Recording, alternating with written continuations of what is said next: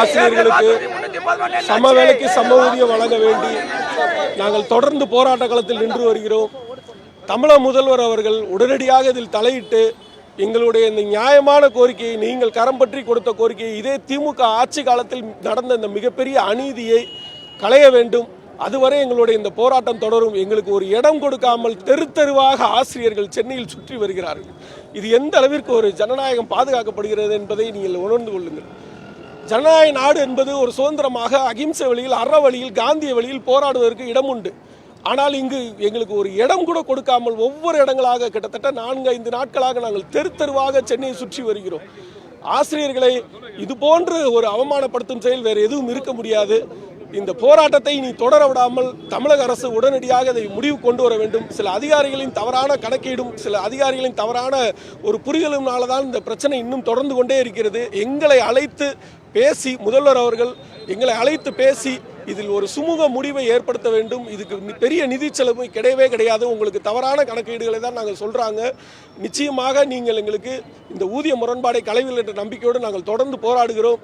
தயவு செய்து எங்களை கடுமையான போராட்டத்தில் இறக்காமல், இந்த காவல்துறையினர் செய்யும் அட்டூழியங்களால் தான் எங்களை இந்த கடுமையான போராட்டங்களில் இறங்க வேண்டிய சூழ்நிலை ஏற்பட்டுள்ளது. கடந்த காலங்களில் நாங்கள் இதுபோன்று என்றைக்கும் செய்தது கிடையாது. முதல்வர்கள் கொடுத்த வாக்குறுதியை நம்பி நாங்க அப்போதைய போராட்டத்தை கைவிட்டோம். நாங்களும் அதை நம்பி பல கட்ட பேச்சுவார்த்தை நடந்து இதுவரைக்கும் எங்களுக்கு அந்த ஊதிய குழு முரண்பாடு எதுவுமே களையப்படல.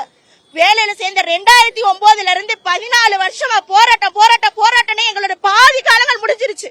இன்னைக்கு இந்த வழிக்கு எங்களுக்கு கொண்டு வந்தது இந்த அரசு தான். நாங்க அறவழியில மாணவர்களுக்கு எந்த விதமான இடையூறுமே பண்ணக்கூடாது, மாணவ செல்வங்களுடைய கல்வி பாதிக்கப்படக்கூடாதுன்னு ஒவ்வொரு போராட்டமுமே விடுமுறை நாட்கள்ல மட்டுமே நாங்க நடத்திட்டு வந்தோம். இந்த தடவையுமே நாங்க விடுமுறை நாட்கள்ல தான் எங்க குடும்பம், எங்க குழந்தைங்க எல்லாத்தையும் விட்டுட்டு வந்து இந்த போராட்டத்தை தொடர்ந்து நடத்திட்டு இருக்கோம். முதல்வரைய தயவு செய்து எங்களுடைய கோரிக்கையை உணர்ந்து எங்களுக்கான அரசாணை பெறும் வரை இந்த போராட்டம் ஒரு முடிவுக்கு வராது என்பதை தெரிவித்துக் கொள்கிறோம். நாங்க காஞ்சிபுரம் மாவட்டத்தில் வாலாஜாபாத் ஒன்றியம் சார். 16 ஆண்டு காலமா நாங்க சம வேலைக்கு சம ஊதியம் கேட்டு நாங்க இடைநிலை ஆசிரியர்கள் 20,000 பேர் போராடிட்டு இருக்கோம். இதே முதல்வர் ஐயா வந்து எங்களுக்கு கோரிக்கை நிறைவேற்றி தரேன்னு எதிர்கட்சி தலைவராக இருக்கும்போது என் கையை பிடிச்சி சொன்னாங்க. ஆனால் அதுக்கப்புறம் அவர் ஆட்சிக்கு வந்ததுக்கப்புறமா நாங்கள் பல கட்டமாக போராட்டம், தேர்தல் வாக்குறுதியிலே 311 சொல்லிட்டு தேர்தல் அறிக்கை விட்டாங்க. அதுக்கப்புறம் நாங்கள் பல கட்டமாக போராடிட்டோம். இது வரைக்கும் எங்களுக்கான தீர்வு எதுவுமே கிடைக்கல. இப்போ எங்களுக்கு பார்த்தீங்கன்னா ஒரு 8ஆம் வகுப்பு படிச்சுட்டு ஒரு ஓட்டுநருக்குரிய ஊதியம் வாங்குறாங்க பாருங்க மாநில அரசில். அதுக்கு இணையான ஊதியம் தான் எங்களுக்கு தராங்க.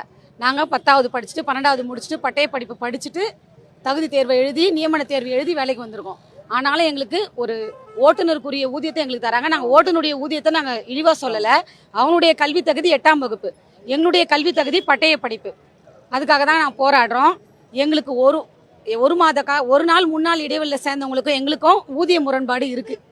அதை களையதுக்காக தான் நாங்கள் போராடுறோம் சார். இது வந்து நாங்கள் 16 வருஷமாக நடத்தின்னு இருக்க போராட்டம் சார். இது இப்போ நடத்தல, 16 வருஷமாக நடத்தின்னு இருக்கோம். ஊர் உலகத்து எல்லாத்துக்குமே தெரியும் இந்த விஷயம் என்ன நடக்குது அப்படின்னு. போன வாட்டி பார்த்தீங்கன்னா நம்ம மு க ஸ்டாலின் அவர்கள் வந்து எதிர்கட்சி தலைவராக இருக்கும்போது எங்ககிட்ட வந்து சொன்னார், இந்த அதிமுக ஆட்சியில் உங்களுக்கு கிடைக்காது, நாங்கள் வந்தால் உங்களுக்கு செய்கிறோம் அப்படின்ற மாதிரி சொன்னார். இப்போ அவர் கையிலே வந்து அரசியலும் வந்துடுச்சு, அரசும் வந்துடுச்சு. ஆனால் அவருக்கு மனசு இல்லையா, செய்யணும்னு தோணலையான்னு தெரியல. இத்தனை பேரை வந்து வெயிலில் போட்டு வதக்கின்னு இருக்காரு.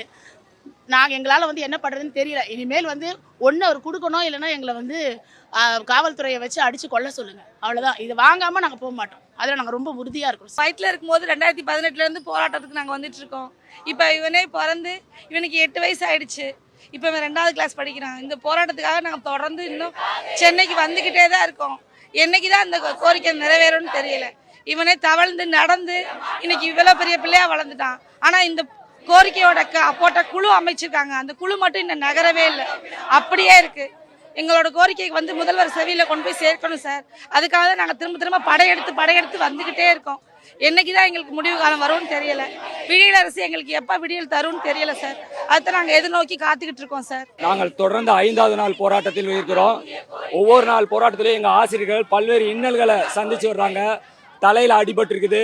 நேற்றுலாம் 2 ஆசிரியர்களுக்கு வந்து சிடி ஸ்கேனு எல்லா ஸ்கேனும் எடுத்து நேற்று மாலையில் தான் வீடு திரும்பியிருக்கிறாங்க. எங்கள் ஆசிரியர்கள் இந்த மாதிரி நீங்கள் கஷ்டப்படுத்தாதாங்க.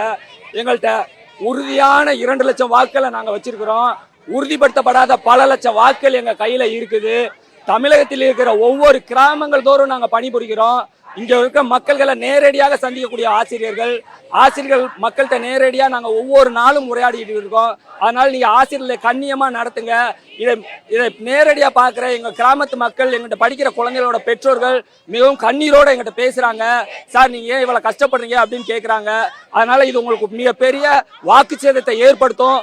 ஊதிய உயர்வு கேட்கவில்லை, எங்களுடைய தகுதிக்கு உரிய ஊதியத்தை தான் நாங்க கேட்கிறோம். நாங்க ஒரு தமிழ்நாட்டுடைய தலைமுறையா ஒவ்வொரு வருடமும் நாங்க உருவாக்கி வெளியில கொடுத்துக்கிட்டு இருக்கோம். ஆனா எங்களுக்கு இதுதான் நியாயமா? இந்த அரசு எங்களை அழைத்து பேசணும், முதல்வர் ஐயா எங்களை அழைத்து பேசணும். அது வரைக்கும் நாங்க இந்த இடத்தை விட்டு நகர மாட்டோம். அவர் சொன்ன வாக்குறுதியை எங்களுக்கு நிறைவேற்றி தரணும்னு தான் இன்னைக்கு ரோட்ல உட்காந்து போராடிட்டு இருக்கோம். சம வேலைக்கு சம ஊதியம். எங்களுக்கு 2009க்கு முன்னாடி பணியில் உட்கார்ந்தவங்களுக்கு அடிப்படை ஊதியம் கூட தராங்க. 2009ஆம் ஆண்டு ஜூன் 1ஆம் தேதியிலேருந்து வேலைக்கு வந்தவங்களுக்கு அடிப்படை ஊதியத்தில் குறைச்சி தராங்க 5200. ஒரே கல்வி தகுதி, ஒரே பணியை தான் செய்கிறோம், ஒரே பள்ளியில் வேலை பார்க்குறோம். ஆனால் ஊதியம் மட்டும் எங்களுக்குள்ள இவ்வளோ வேறுபாடு இருக்குது. இதை தான் அன்னைக்கு கோரிக்கையாக வச்சுருந்தோம். முதல்வர் ஐயா செஞ்சு தரேன்னு சொன்னாங்க. இன்னைக்கு அவர் சொன்ன வாக்குறுதியை நிறைவேற்றி தர சொல்லி இன்னைக்கு ரோட்டில் தொடக்கப்பள்ளி ஆசிரியர்கள் நாங்கள் போராடிட்டு இருக்கோம். இதற்கு முதல்வர் ஐயா சீக்கிரம் எங்களுக்கு ஒரு நல்ல பதில சொல்லுவாங்கன்னு அவர் மேல உள்ள நம்பிக்கையில நாங்க தொடர்ந்து இன்னும் இங்க போராடிட்டு இருக்கோம். எங்களுடைய போராட்டம் இன்னும் தொடரும், வெற்றி பெறும் வரை. தீர்வுக்காக தான் இங்க நிக்கிறோம்.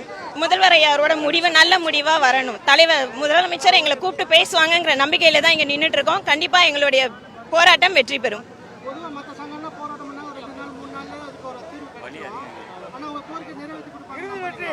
நம்பிக்கை இருக்கு. முதல்வர் ஐயா மேல இருக்கிற நம்பிக்கையினால தான் இன்னைக்கு இங்க நிக்கிறோம். கண்டிப்பா 16 ஆண்டு காலமா இந்த போராட்டம் தொடர்ந்து நடந்துகிட்டே இருக்கு. ஒவ்வொரு தடவையும் பேச்சுவார்த்தை கூப்பிட்டு செஞ்சு தரோன்னு வாக்குறுதி கொடுக்குறாங்க. அவங்க மேல உள்ள நம்பிக்கையில தான் அந்த வாக்குறுதியை ஏற்று நாங்க போராட்டத்தை கைவிட்டுட்டு இத்தனை ஆண்டுகளா திரும்பி போயிருக்கோம். இந்த முறை எங்களுடைய போராட்டம் வெற்றி பெறும் வரை எங்களுடைய போராட்டம் தொடரும்.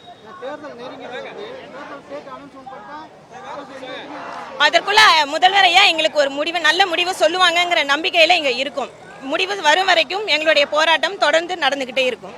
நன்றி. சரண்யா, புதுக்கோட்டை மாவட்டம், இடைநிலை ஆசிரியர்.